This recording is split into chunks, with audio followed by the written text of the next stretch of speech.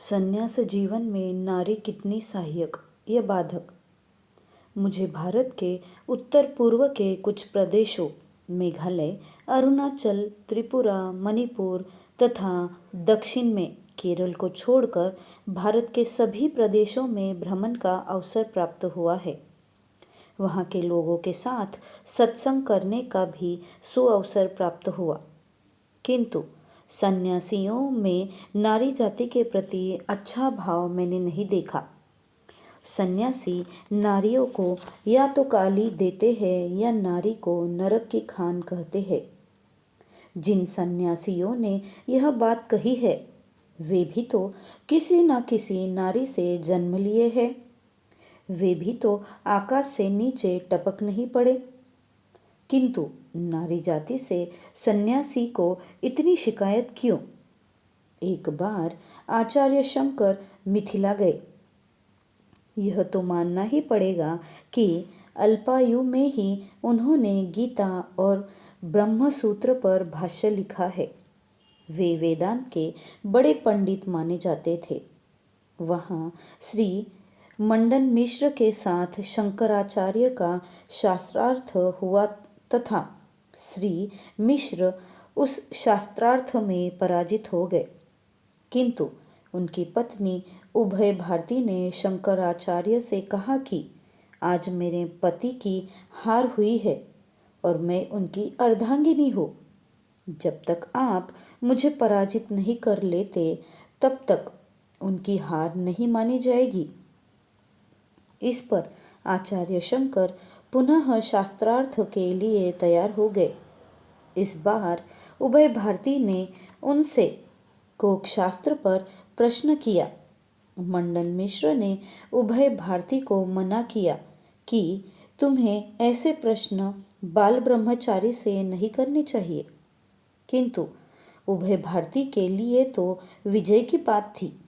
आचार्य शंकर इस प्रश्न का उत्तर नहीं दे पाए और उनसे 6 माह का समय लेकर वहाँ से चले गए। जब 6 माह पश्चात आचार्य शंकर आए तो उभय भारती को भी उनसे हार मानना पड़ा। इस वस्तु का जड़ क्या था? उन्होंने ही यह शब्द प्रयोग किया कि नारी नरक की खान है। यह बात भी सत्य है। आचार्य शंकर मातृभक्त सन्यासी थे। वे माँ के कहने पर ही सन्यासी बने। वे माँ के मृत्यु के समय भी घर पहुँचे और माँ का श्राद्ध किया। यहाँ पर मेरे विचार से मंडन मिश्र के कहने पर उभय भारती को कामसूत्र पर प्रश्न नहीं करना चाहिए था। न उभय भारती उनसे यह प्रश्न पूछती और न आचार्य शंकर के मुख से यह बात निकलती, क्योंकि शंकर एक माने हुए विद्वान थे। इसलिए लोगों ने इनकी बातों को मान लिया। मेरे अपने विचार। सन्यासी या सन्यासिनी के पतन के क्या कारण है? प्राचीन काल से सन्यास जीवन में घर से दूर रहकर आध्यात्म विज्ञान के विषय में चिंतन, समाजोत्थान के विषय में चिंतन आदि छोटे परिवार से दूर रहकर ही लोग करते थे। मैंने पहले कहा है कि गृही के द्वारा समाज में उथल पुथल और परिवर्तन लाना कठिन है। एक माँ जिसकी गोद में एक बच्चा है, उससे कहा जाए कि तुम 10 किलोमीटर की यात्रा पैदल करो तो उसके लिए कठिन है। किंतु जिसके गोद में बच्चा नहीं है, भार नहीं है, वह पुरुष या इस तरह की नारी समाज सेवा के लिए अधिक उत्तरदायित्व निर्वाह कर सकते हैं। एक प्रश्न के उत्तर में एक महिला ने कहा था कि एक शिशु को जन्म देकर उसे दूध पिलाकर योग्य नागरिक बनाना माँ का कार्य है। तुम जो इस प्रकार सन्यासी बनकर कार्य कर रहे हो, उसकी जड़ भी तो कोई माँ ही है। मैं उस महिला की बात को सुनकर चुप हो गया। कारण सत्य है, उनकी सेवा पुरुषों और उन लड़कियों पर है जिनको उन्होंने पाल पोस कर बड़ा किया है। सन 1968 में मेरी नियुक्ति भारत के पश्चिमी प्रांत गुजरात में थी। उस समय मैंने जिला मुख्यालय अमरेली में विद्यालय खोला था। उसी शहर में एक मोहल्ला स्वाति कॉलोनी है। उस कॉलोनी में श्री नवल जी नामक एक विद्वान पुरुष रहते थे। मैं उनसे मिलने गया। वे मुझसे मिलकर बहुत प्रसन्न हुए। बातों के क्रम में नवल जी की पत्नी ने मुझसे प्रश्न किया। वे भी बहुत विदुषी महिला है। उन्होंने पूछा, स्वामी जी, आपके विचार से गृहस्थ जीवन बड़ा है या संन्यास जीवन? मैंने कहा, मेरे विचार से गृहस्थ जीवन बड़ा है। पुनः उस महिला ने पूछा, आप गृहस्थ जीवन को बड़ा क्यों मानते हैं? मैंने कहा, क्योंकि गृहस्थ जीवन एक योग्य नागरिक या योग्य सन्यासी को जन्म देता है। तब नवल जी ने पूछा, जब आप गृहस्थ जीवन को योग्य नागरिक या योग्य सन्यासी जीवन बनाने वाला मानते हैं, तो आपने सन्यासी जीवन क्यों धारण किया? मैंने उत्तर दिया, क्योंकि गृहस्थ जीवन में जन सेवा करने का क्षेत्र कम रहता है। वे केवल अपने परिवार तक ही सीमित रहते हैं। कहीं यदि कोई आपातकालीन स्थिति आ गई तो उसे सोचना पड़ता है, किंतु सन्यासी इस कार्य के लिए उपयुक्त है। ऐसी स्थिति में उसका उत्तरदायित्व बढ़ जाता है। मैंने कहा, मेरे गुरु के अनुसार समाज में 5% सन्यासी और सन्यासिनी तथा 95% गृही होना चाहिए। इतना होने के बाद भी समाज में परिव्राजक सन्यासी और सन्यासिनी का होना आवश्यक है, जो समाज के जड़त्व संस्कार को दूर कर सके। मैं कह रहा था कि क्या नारी संन्यास जीवन में बाधक है? मेरे विचार से ऊपर जिस महिला के विषय में मैंने कहा है, मैं उसका अब भी ऋणी हूँ। यह वही महिला है जिन्होंने मुझे प्यार से 4 वेद पढ़ने के लिए कहा। मैंने प्रारंभ में न पढ़ने की बात कही, किंतु उन्होंने सर्वप्रथम ऋग्वेद दिया और कहा, यदि आप पढ़ेंगे नहीं तो केवल पन्ना उलटकर वापस कर दे, किंतु यह ऋग्वेद आप ले जाए। मैं उनकी बात मानकर उसे आश्रम में ले आया। मैंने पढ़ना प्रारंभ किया। मेरा मन लग गया और उसे 10 दिन में समाप्त कर दिया। उसमें से कुछ नोट भी तैयार किया। इसके बाद उस देवी ने मुझे दूसरा, तीसरा और चौथा वेद भी दिया और मैंने उसका अध्ययन किया। वे बहुत विदुषी महिला थी। उन्होंने एक दिन मुझसे पूछा, आनंद सूत्रम के पुरुष और सांख्य दर्शन के पुरुष में क्या अंतर है? मैंने कहा था कि मुझे आनंद सूत्रम के पुरुष का ज्ञान है, किंतु सांख्य के पुरुष के विषय में मुझे ज्ञान नहीं है।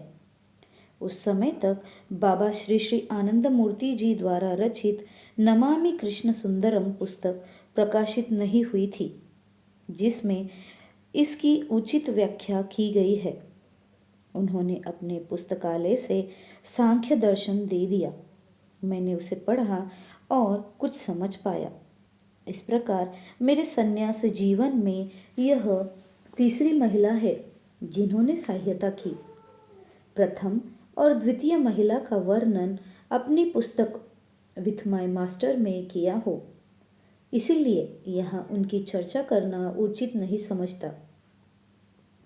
चौथी महिला भी गुजरात की है। मुझे कुछ समय तक ऐसा लगता था कि ये महिलाएं अपढ़ होती है, किंतु इस चौथी महिला ने तो मेरे मन के विचार को बदल दिया। अब मैं समझता हूँ कि वे काफ़ी समझदार और विदुषी होती है।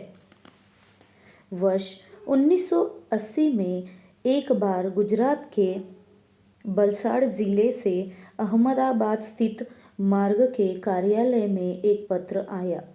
जिसमें 40 प्रश्न लिखे थे। वे सभी प्रश्न आध्यात्म से संबंधित थे। उस मकान तक पहुंचने का पूरा मानचित्र बना था। मैंने उन प्रश्नों को पढ़ा और उनका उत्तर देने के लिए चल पड़ा। उस पुस्तक का लेखक कोई पुरुष थे। मैं बलसाड़ से बस पकड़कर पत्र के अनुसार दिन के 2 बजे उस मकान पर पहुंचा। मैंने दरवाज़ा खटखटाया तो एक महिला आई जो लगभग 40 वर्ष की थी। मैं नमस्कार करके पूछा, क्या इस व्यक्ति का घर यही है? उस महिला ने नमस्कार का प्रत्युत्तर दिया और कहा, हाँ स्वामी जी, यह घर उसी व्यक्ति का है जिसे आप खोज रहे हैं। आप अंदर आइए और बताइए कैसे आना हुआ।